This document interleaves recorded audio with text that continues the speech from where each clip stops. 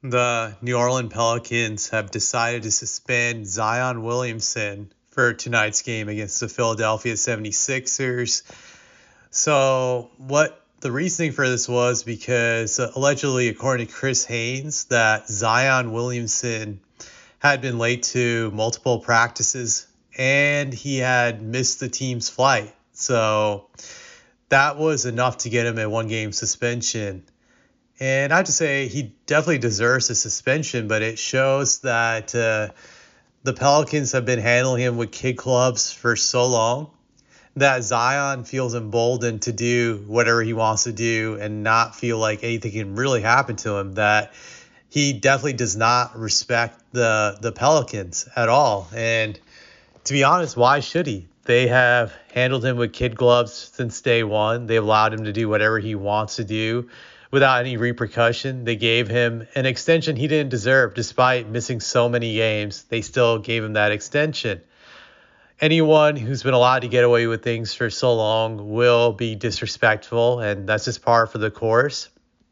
I can't say I feel bad for the Pelicans, but if you look at how much Zion Williamson makes this year, I've looked it up.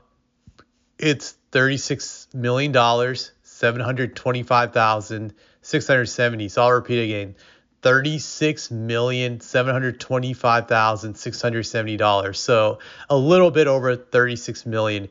If you do the math, how much money he makes per game, divide that by 82, turns out to be $447,874.02. So close to about $450,000 per game. That's how much he makes. So he lost about 447,000 some dollars tonight by not playing in tonight's game. Now, for a regular person, that's a huge loss, just a tremendous loss, life-crushing loss. But for Zion, that's just like a small chunk of his salary. It'd probably be the equivalent of some regular person losing $400 to $500, maybe. Just that's probably the best example I can give to you, but it's not much.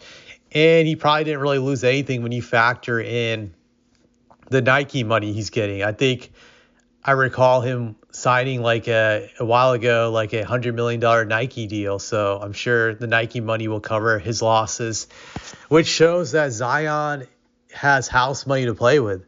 That this is like basically a slap on the wrist for him, and it won't deter him from doing these things in the future.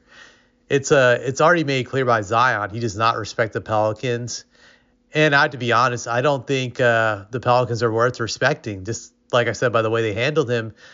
But at the same time, I'm going to be fair to the Pelicans and say this to them, that Zion is not a franchise player. He doesn't have the mentality to be that guy. He doesn't really want to be that guy. He's demonstrated that time and time and again by not being in shape, by not taking his craft seriously. Just this recent incident is an example of that. This is not a man that can be the leader of your franchise, a guy that you can build around for a decade or more. He's just not that guy. I understand the temptation of keeping him. He's flashy. He is exciting when he plays. I remember seeing a highlight of him the other night doing a 360 windmill type of dunk. That's amazing.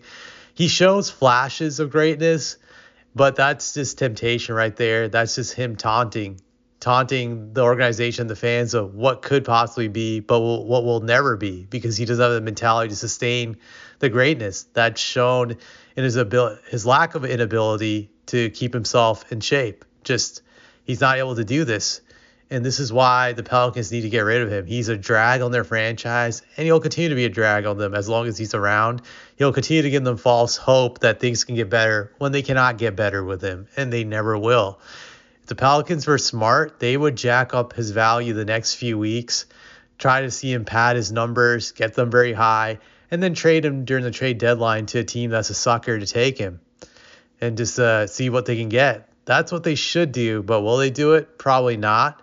And I would say the redeeming factor maybe is that they don't have enough time to showcase him, but they definitely need to trade him by the summertime and just get rid of him. This experiment with him is a failed experiment, and there will just be no success in the future. Might as well sell him while his value is high to some team that'll be stupid enough to take a chance on him.